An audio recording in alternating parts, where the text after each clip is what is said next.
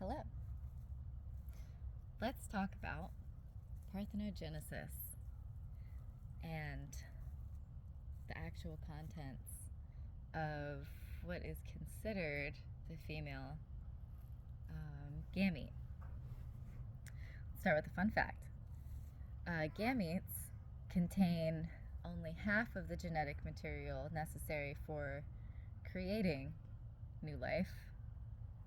Did you know that each ovum actually contains 46 chromosomes at all times, even the moment that it's fertilized?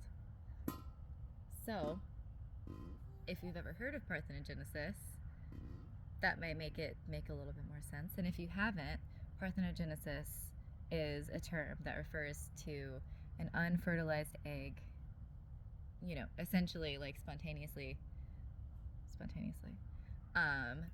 being able to fertilize itself. And the way that Ms. Wapio explains it is that if the male sex cell is the light and the female sex cell is the sound coming together to make life, then essentially all you would need is an infusion of light into the ovum, which is a pretty, you could really go off on some tangents on that. We're not going to. What we're going to talk about is how each ovum has the complete genetic material necessary for creating new life at all times. And this is true for every ovum. Everything that creates an ovum has this.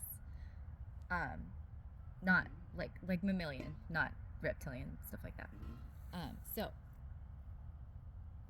we have our little ovum, and what it has is a wall kind of around it, right?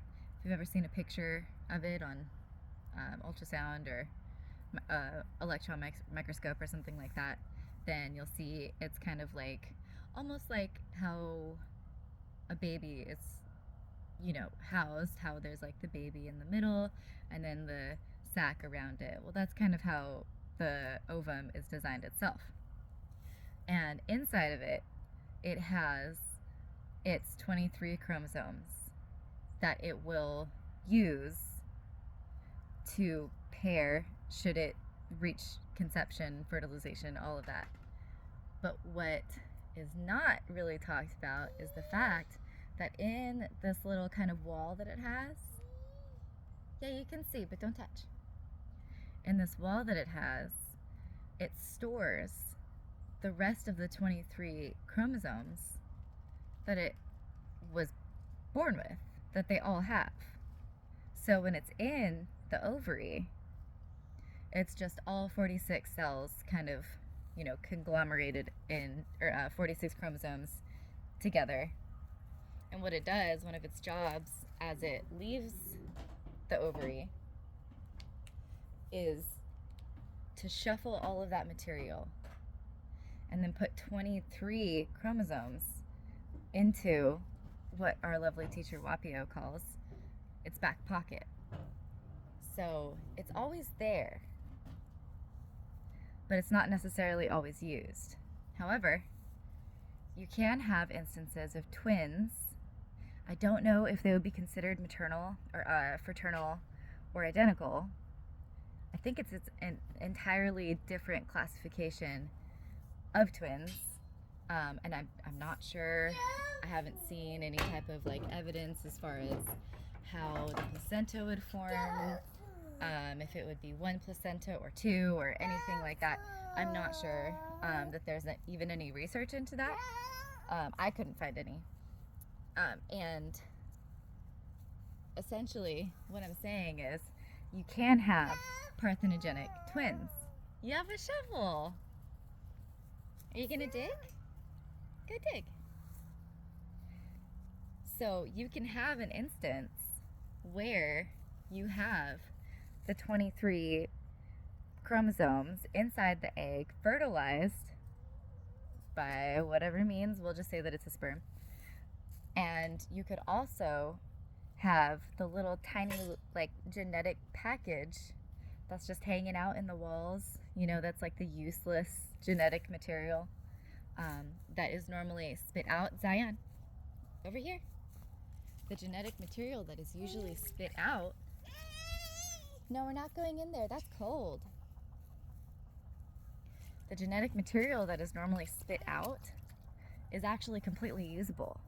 So there are cases where you come out with twins and they're not really either one, because what they were was fertilized from the same egg, but just different material.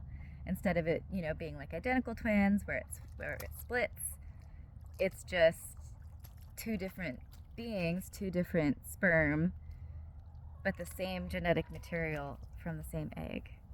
And you know, I'm sure we've all heard of like the kind of like mythical stories of the Amazonian women who, I mean, not like, I don't think that they were actual like Amazonians in South America. I think that term is just kind of used mythically in that sense to mean like, you know, the tribes of women that didn't have any men around. I think that this is where that traces back to. And that was kind of like my first thought going through this material, was that, wow, like that's, you know, every myth has its roots in reality in some sense. So does that mean that there was at some point, or possibly even still is, who knows, a society of women who understood this about themselves and just decided to do that instead? I think that's entirely possible. And that's not to detract from the importance of fathers or, you know, any of those things. I think that dads are so important, and I absolutely love the fact that we need each other to create life. I think that that's so important for where we are in our evolution, just as humans. But I also think it's worth mentioning and looking at the fact that women in our ovaries hold the complete genetic material to create new life at all times. That's just a really comforting thought. Like maybe someday we'll all be there, and maybe someday we'll be able to consciously conceive these babies like this with our counterparts. How incredible would that be? Looking forward to the future.